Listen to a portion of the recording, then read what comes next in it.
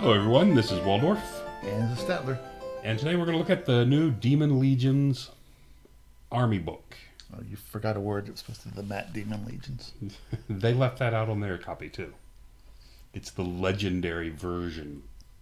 Because Matt Damon is legendary. I will not argue with that fact.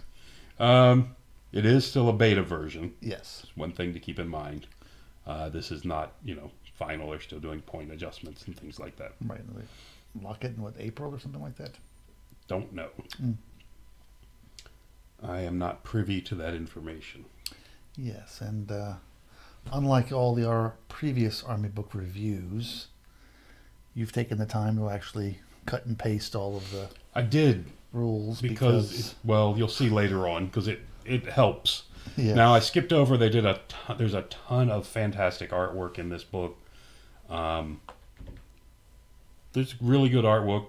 I still have not read all the fluff myself. But we're not reviewing the fluff or the artwork. We're not reviewing fluff or the army itself. This is the army book itself. Yes.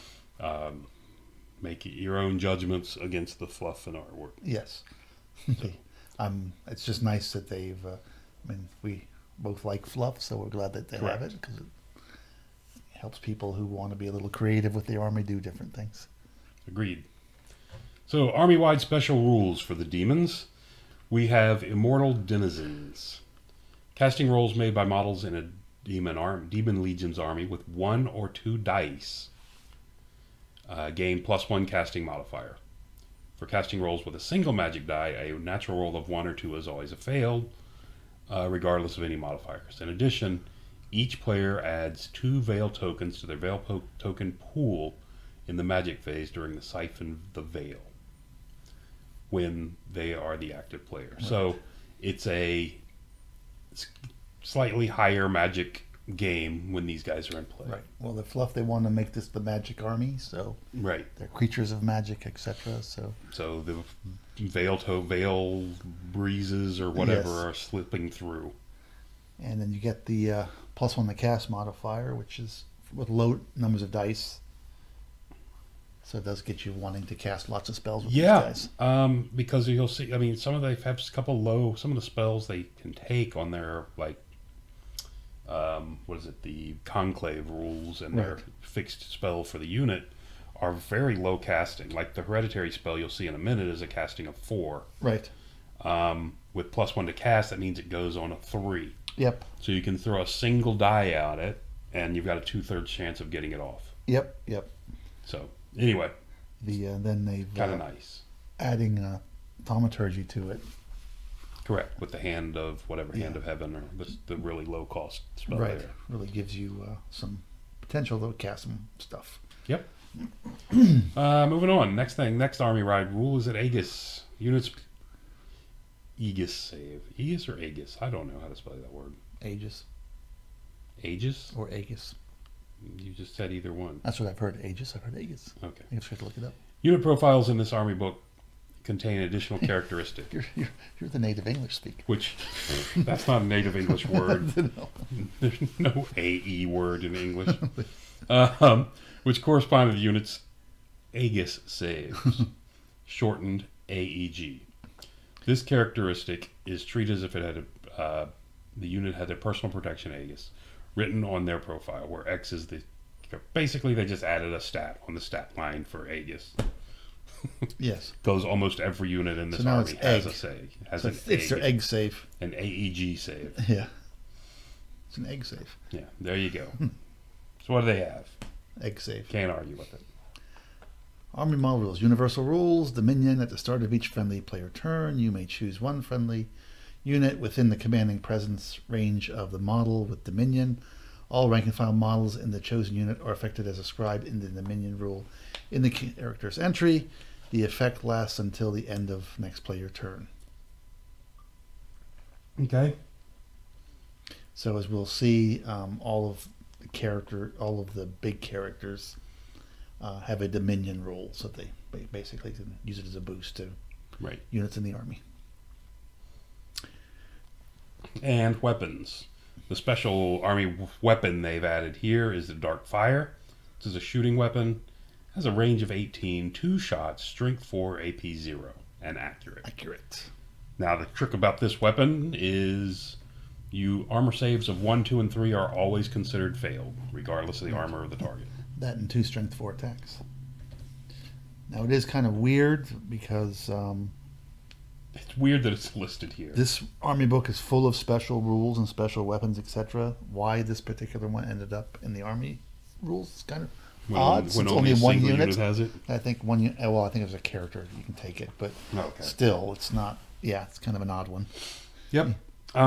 This is the first thing we're seeing where it kind of goes against what you've seen in the game before. It's kind of a new mechanic type thing where nothing ignores 1, 2s, and 3s. I mean, Right. it's like a half toxic attack. Yeah. But it's a strength 4 hit that ignores armor saves of 1, 2, and 3. Yeah. So basically, everybody gets their armor unless they're uber armored. Correct. But strength 4 is it's a nice shooting attack, especially when you get 2 of them. Especially when there's 2 of them. Mm-hmm. It's only an 18-inch range, and I don't believe the unit that has it has quick to fire. So, Yeah, but that's accurate. Does help though. correct. So, anyway. Moving on. We get the hereditary spell. And here's the one I was telling you with before upcasting.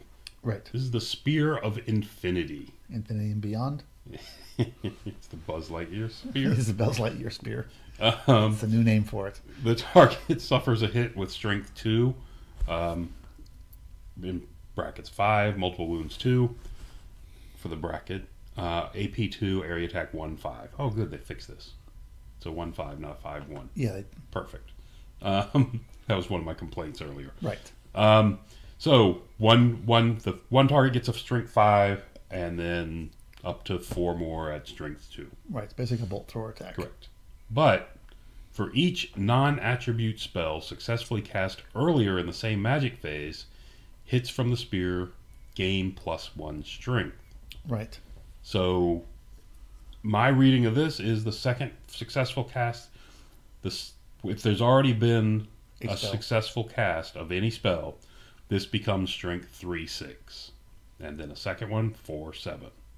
Right. 5, 8. Yep. This becomes very dangerous quickly. And this is also, you can actually replicate it. Yes. And if you recall again, the +1 to cast means they're casting this on a 3 up. With 1 die. Yep. So, and if they're using 2 die with a guy that has +1 to cast, now it's a 2 up. Yep. So, anyway, just keep in mind, this looks pretty scary. And you'll see that there's a lot of ways you can get this. So Correct. Yeah, and with being repeatable, it's, like I said, pretty scary. Yep. Demonic Manifestations. Okay, this is going to be much. It's talking about the special items. Yeah. So basically, this army book, you cannot use any of the special items in the, what's the new thing called? Arcane Compendium. Thank you. As earlier versions of this, and as the Dwarven holds, they have their own basically, and they work somewhat differently with their own categories. So basically, reading it, Demon Legions armies possess their own versions of special items called Demonic Manifestations. They follow the rules for special items, with the exception that they are not one of a kind, and that models cannot be affected by more than one instance of each manifestation unless specifically stated otherwise. So you can take as many of these as you want, just not on the same guy. And they don't, 2 guys in the same unit don't stack. Correct. And although a number of them are dominant. So guiding manifestations, some demonic manifestations have a guiding version. These can be taken as either the normal non-guiding version or their guiding version, unless specifically stated otherwise. Normal version of the manifestation is taken. When using this version, ignore all the text in basically red. So the standard text is in black, and the guided version, which really just boosts the ability onto rank and file models in a unit, is in red. Right. Only characters can take guiding manifestations. It's just repeating the same thing. It has to be in red. Note that guiding and non-guiding manifestations are considered to be the same manifestation for the purpose of duplication limits. Okay. Which would only apply to a single unit or guy. Again, yeah. Yeah. So, and the manifestations. So there's a whole list. These are the magic items. Right. Basically. Now, the big thing, as we saw in the Words of Dark Gods list, is there's no longer 4 gods. There are 7. There are 7. Correct. And so you've got Father Chaos, you've got Envy, you've got Gluttony, you got Pride, you got Greed, you got Lust, you got Sloth, and you got Wrath. Okay. But the generic is Father Chaos. Yes. Papa Chaos, yes. And we'll start with the Dexterous Tentacles for 15 points. It gives the model +1 agility. For 30, if you put it on a character at 35, it can give the entire unit +1 agility. Right. That's the guided version. Correct. And we have Living Shield for 25 points, guided version 55. Guided version is dominant, as you'll notice. The model gains parry, and if it's a guided version, rank and file units gain it also. Giving your entire unit parry is possible. Chitinous Scales is for 30, gives you +2 armor, to a maximum of 3, though. Means the best armor you're going to have is a 4-up. Yep, and there's no guided version. Centipede Legs, 25 points, 40 points for the guided version. All guided versions also dominant. The model gains +1 inch advance rate. No modification to the march rate, just the advance rate. Yep. The guided version applies it to the unit, so it does help you with charges. It does. It's an interesting. This is the another useful one. The only one that I'm not thrilled with is the armor one. Right. The parry one's nice. The parry one is somewhat nice, but most of these you'll see a lot of these models have high weapon skills, so it's not necessarily great. Anyway, next one's Unnatural Roots for 35. When a unit with 1 or more instances of this manifestation rolls a break test or combat reform, the combat score difference counts as 2 less, to a minimum of 0. This has no effect on other units engaged in the same combat. This is where you're rolling your check to see if you break. It's 2 or take damage from you don't actually break. Right. When you take to take additional damage, it's at -2. To see if you can pass it, to see if you crumble, basically. Correct, which is actually very nice. Yeah. And we have the Sorcerer's Antenna, 45 points. You can only have up to 2 of these in the army. And that is regardless of whether it's on a character or a unit. Right. During Siphon the Veil of each of your magic phases, each unit with 1 or more instances of this manifestation adds a Veil token to your Veil token pool. So this is a way to boost more Veil tokens. They like to play with Veil tokens. Yes. Mark of the Eternal Champion. It can only be taken with the single model units or units with champions. If given to a unit with a champion, only the champion is affected. If the affected wizard is not a wizard, it gains Wizard Apprentice and must select the Spear of Infinity. If the affected model is already a wizard, it knows Spear of Infinity in addition to its other spells. Right. So it gives you, for 45 points, you're making your champion gets a spell. Or your wizard gets hereditary. It's in addition to its regular spells. And again, if you look, there is no limitation on how many times this is taken. Yep. So every unit with a champion can have this. Everyone can have this. Well, if they have the ability to take this manifestation. Correct. Yeah. Yep. Charge Tendrils. At the end of Siphon the Veil, the owner may store 1 additional Veil token up to a maximum of 6. At the end of Siphon the Veil, normally you can store 3 Veil tokens. Yeah. The owner may store 1 additional Veil token. Up to a max. So I guess if you have this 3 times. Yep, I guess so. You can do it 3. Is that the way you're reading that? That's the way I read it, yeah. Because that's the only way I can see you can get to a maximum of 6. Mm-hmm. Okay. All right. Well, that brings us to Tarskin for 75. Enemy units in base contact with 1 or more models with this manifestation suffer -1 attack. 75 points. It's a little pricey for that. Since you can't go to 0. Right. Yeah. It would seem so. Dark-Eyed. 25 points. The model gains Scout with the following exception. It must be deployed fully inside the owner's deployment zone. So basically allows you to figure out where you want this particular unit in your own battle line after your opponent set everything up. And once you see where his cannons are, you can bring Right. out your big guy and hide him. and you don't. So it gives you a way to have one or more units that are off the table, drop your whole army to try to get the initiative, and then still Correct. get favorable, maybe shooting range. Yep. Hammerhand for 35 gives you +1 attack. Nice ability for 35. That's a nice. That's a nice ability. Actually, I like the Dark Hide too, now that I think about it. Oh, Dark Hides can be very powerful. But anyway, Hammerhand is +1 attack, 35 points. Yep. May be at a little high side for one attack, but I think it's good because Well, you're going to be putting this on a big guy so that already has multiple attacks. Depends who you give it to. Yeah. Iron Husk cannot be taken by gigantic models. The model gains +1 resilience. I like 60 that a points. lot. I think this is actually fantastic. I love +1 resilience, but can't be taken by some of the big guys. Brimstone Secretions for 35.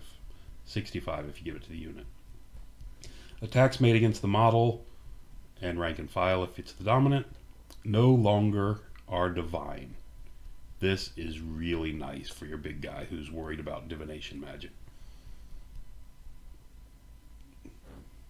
Forcing you to re-roll your ward saves, your Aegis saves. Mm-hmm. Aegis saves. Aegis saves. Still don't know that word. Anyway, to be able to take away the divine portion of that is fantastic. Yeah. Really nice. I think we'll see this a lot on the big Gribblies. Okay. Thanks. Third Eye, 35 teaspoons. TPS. TPS. This one's different. I don't Oh, know I'm how sorry. you pay for this. It's a TPS. You got to turn your TPS in by the end of the day. There you go. Yeah. That's all right. Points. When a learn spell that targets a model or its unit is successfully cast, the bearer may cast a spell as a bound spell with the power level 5/8. I wish they had more of these 5/8s in the following magic phase. This sounds really nice, but I think you sounds nice, but I think people will just avoid the guy that has this. Avoid them. Well, it pretty much means scary spells are probably not going to be cast at this guy or its unit because he can repeat it in his phase. Oh yes, yes. So they're not going to cast it at you because they know you have this. Yeah, I don't only see. They don't want it coming back. I don't really see you taking that on. Something that might be able to survive it. Yeah. On the other hand, I can also see this taken on the big Gribbly who says, "Okay, fine. You want to cast that big spell at me? You're going to eat it back in your face too." Right. Yeah. Anyway, interesting. It brings us to the Cloven Hooves for 40. Model gains impact hits D3. These impact hits are resolved with Strength 5 and AP 2. I like this. Yeah, it's all right. Brings us to Withering Vapor. You can only have 0-2. I assume it's 0-2 per army. I'm going to guess it, yeah. And not 0-2 per model. I don't know. It's not dominant, so it's like you can't have 0-2. Well, you can never benefit from the same thing twice. Yeah. So you couldn't do two of the same anyway. Yeah. Oh, actually, you can. Why can't you? I think you can take this. This is 2 per model. Yeah, I think that's... You can't use them. You can't use two breath weapons at the same turn, time, but I it think gives you can 2 take 'em. breath weapons. Yeah, The way I read it. that's what I'm reading. Model gains breath attack, strength 3, AP 2. Not super strong, but the AP 2 is nice. It's almost like a toxic hit, except toxic is completely Toxic is completely better. AP 10. Yeah. Yeah, not crazy about that. It's a way to get rid of big blocks of cheap guys. Yeah, maybe. Kaleidoscopic Flesh for 45, 65 for dominant. Dominant guiding. The model gains hard target 1. Okay. Hard target for 45 or 65. 65 for the unit. Again, that's another thing you're going to see on an anti-cannon for Gribblies, Yes. Yeah. in my opinion. Yeah, you don't want to get shot by things. Of course, there's a lot of those. Yeah. things. All right. And that was Papa Chaos. Brings us to Envy. First one we have is Venom Sacs, 25 points, 65 for dominant. For guiding, which is dominant. The model gains poison attacks. If the model's close combat attacks already were poison attacks from another source than this manifestation, the attack will automatically win on successful to hit rolls of 5 instead of 6. And of course, if it's guiding, it applies to the unit. I like the 25 points for poison. 65 for the unit, depending on what unit you put it on, could be awesome as well, very good as well. Yeah, especially because it's something you can stack. Yep, I like the fact that it stacks is what makes it good. And this is as we'll see later, you can stack these manifestations pretty easily. All right, that brings us to the green fire eyes for 35. Aye, Captain. One use only. May be activated when the unit's model fails a charge roll. If all models in the unit activate their green fire eyes, the charge roll may be rerolled. Okay. Oof.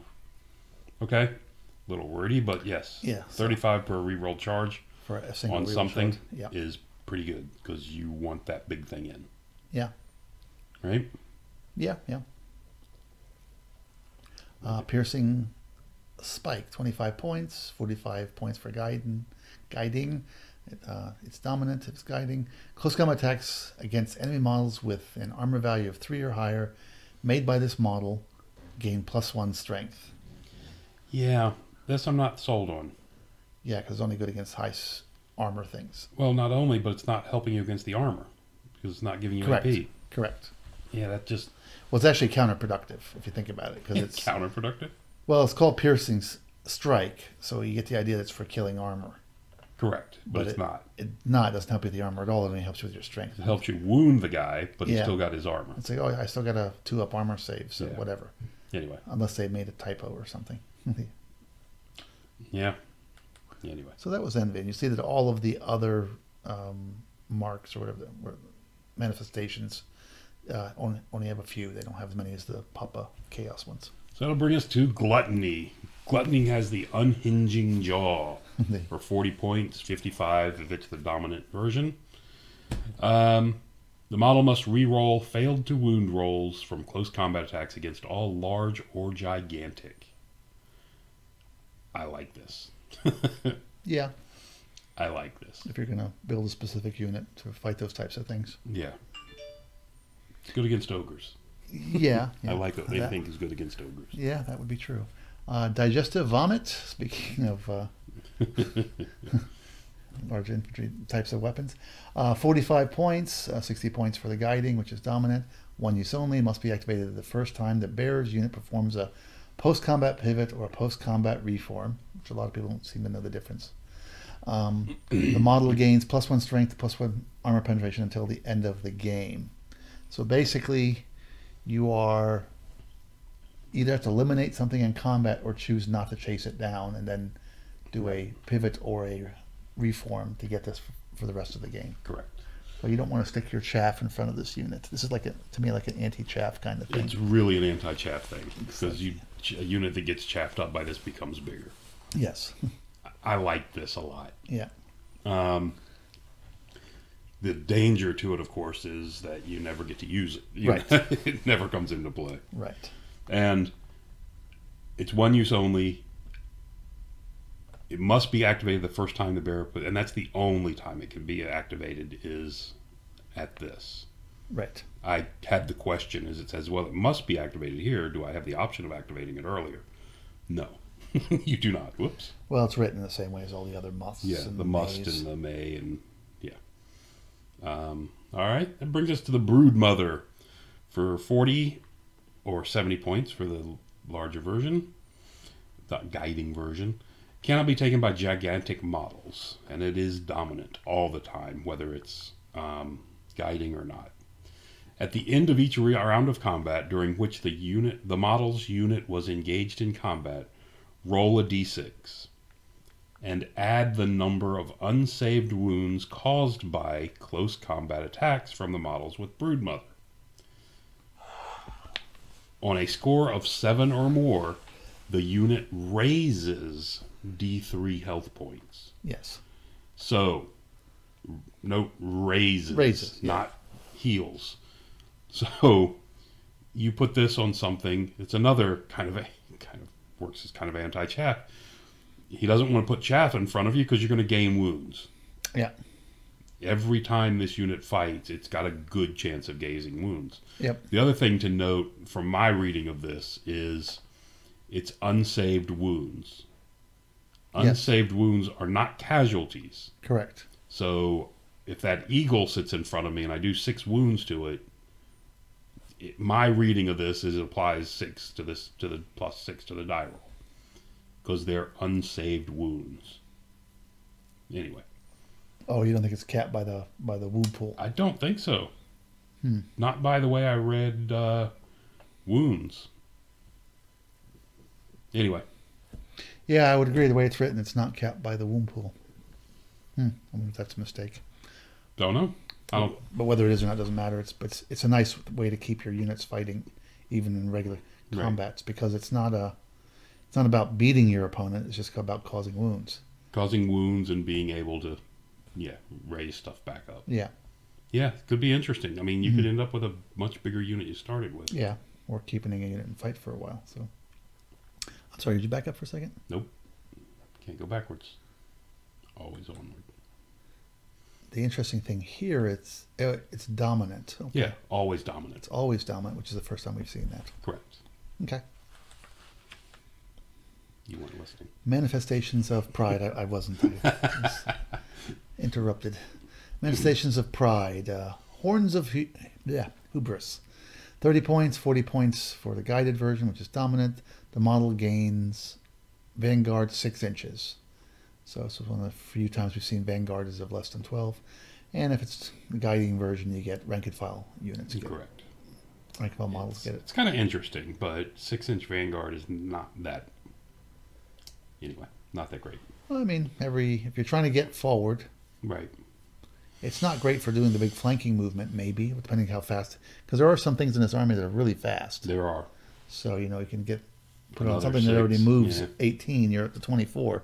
So that can help those guys. Or if you're just trying to get your battle line, forward fast early on, you could do that. It would be really interesting if it was getting Vanguard plus 6. Yeah. Yeah. All right. Stiff Upper Lip for 35 points. It was an AC/DC song, actually. Yeah. Discipline tests taken with this units with at least one model with this manifestation are subject to minimized rules. Do you realize we have a lot of people from the United Kingdom that play this game? What's that mean? Stiff upper lip? Yeah. Yeah, well, I'm going with my version. There you go. Yeah, minimized rolls for discipline tests. Fantastic. Yeah, I think I like that better than the other one. Take them both. Yeah, there you go. Bronze Backbone, 50 points, 75 points for Guided version, which is dominant. The model gains hatred. If the model's unit loses a round of combat, the model must reroll fail to hit rolls in the following round of combat. Rank and file for guiding. So basically, you get hatred for your model or your unit. This seems to be a unit one, in my opinion. And then, should you lose, you get it back. Yeah. So it's kind of like an indirect, infinite hatred kind of thing. Yep. Except if you keep winning, you don't get it. You don't get it. Yeah. You got to lose to get it back. Yeah. It's okay. Not quite sold on this one yet. I liked it better than I thought when I first read it. Anyway. Yeah. Get a lot of attacks, so hatred's a nice thing to have. Manifestations of Greed. This one we start with the Grasping Proboscis. Yes. For 15 points. 30 if it's the dominant guiding version. It's relatively cheap compared to most things we've seen. Yeah. At the end of each round of combat during which the model's unit was engaged in combat, roll a d6.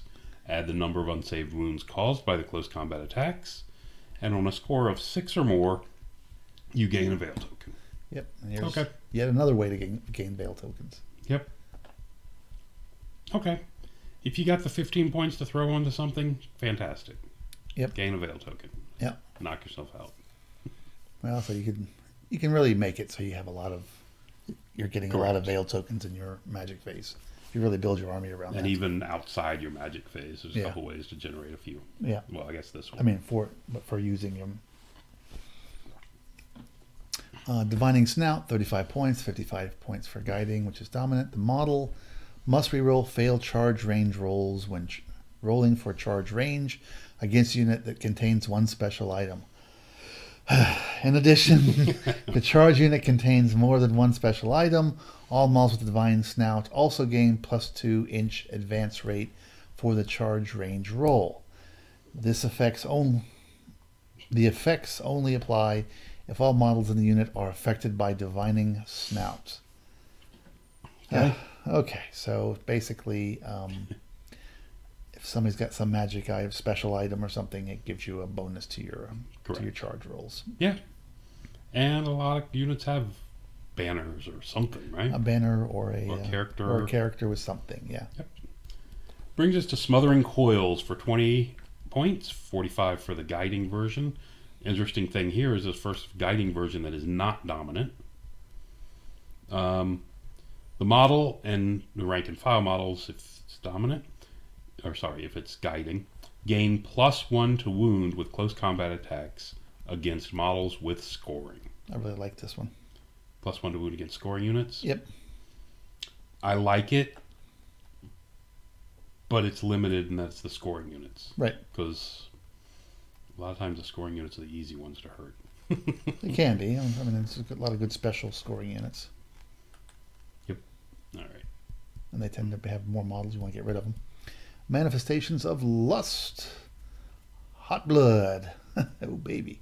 15 points, 35 for guiding. Dominant, which is dominant. The model gains Devastating Charge, +2 AGI. Agility, yes. Yep. So basically you end up with +3 agility if you charge. Yep. That can be interesting. Yeah, it means that most of your units in If this you're army worried about high elves. can go faster than elves. Yep. It's interesting. Brings us to the Mesmerizing Plumage for 40. It's a dominant no matter what. Yep.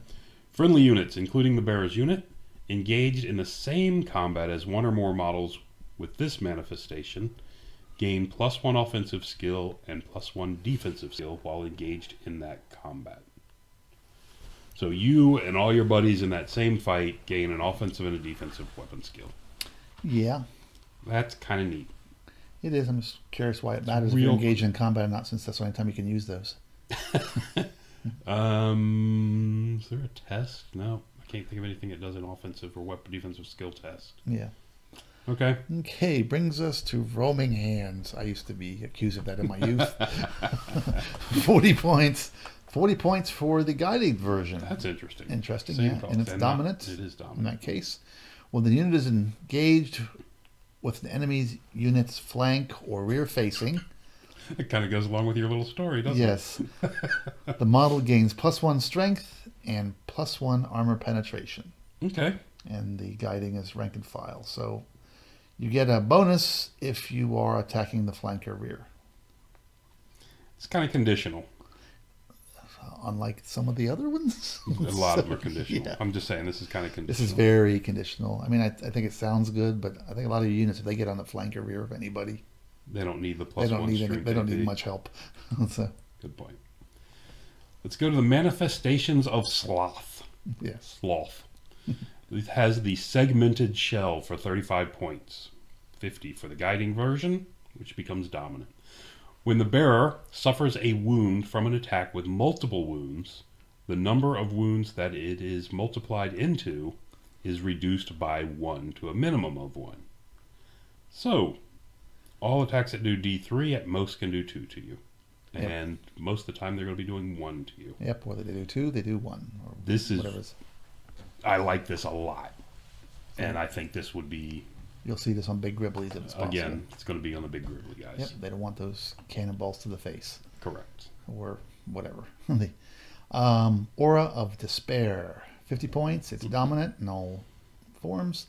Enemy units suffer -2 advance rate to a minimum of 1 when rolling for charge range against units with at least one model with this manifestation. So -2 inches their charge roll. And there is at least one unit in this army that I can see that doesn't want to ever be charged. So, well, there's more than one, I think. Yeah. There's definitely one, though. Yes, there's definitely one. So, all right. Okay. That brings us to one of my favorites in this whole thing, the Chilling Yawn for 75 points. And it is dominant. Enemy units in base contact with one or more models with this manifestation suffer -3 agility. Yeah, this can be important.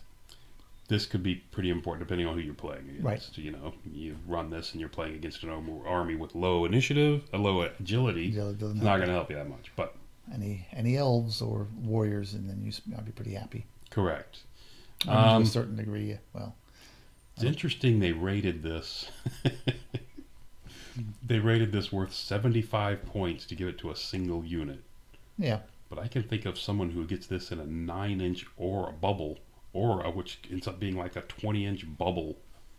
And it does the same thing. Can't remember where that was from. Yeah, I can't imagine. Anyway, let's move on. Manifestations of Wrath. And this is the last one of his manifestation list. Incendiary Ichor.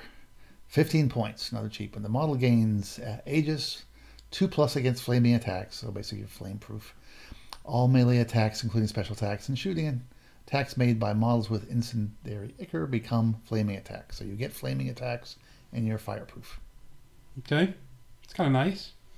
Next thing we have is the Whip Crack Tail for 50 points. 80 points for the guiding dominant version, which becomes dominant. Anyway, the model gains lightning reflexes. This one sounds more like a Vermin Swarm name. It does, They need to rename this one. lightning, anything, yeah. Whatever. Yeah, lightning reflexes for 50. Nice. +1 to hit. I like it. Yes. Okay. Yeah, I don't think anybody has any option to have a great weapon in this army, so yeah. Red Haze, 35 points, 70 points for the guided version, which is dominant. This manifestation may be activated at the start of any round of combat. All models in the same unit must activate it if one model does. When activated, the model's close combat attacks gain +1 strength, +1 armor penetration, but each of its attacks with a natural to hit roll of 1 is distributed onto the bear's unit. The effect lasts until the end of the round of combat. Okay. It's interesting. You get +1 strength, +1 penetration, but if you roll a hit 1, you hit yourself. I like this on a character in a unit. I'm not that crazy about it on a unit. I'm okay with it on a unit that doesn't have that has single attack models. Okay. All right. I don't think I want to give it to one that has like 40 attacks. That would. Yeah. You're gonna roll a lot of ones. Yeah. Yeah, but those +1 strength, +1 AP adds up. Yeah.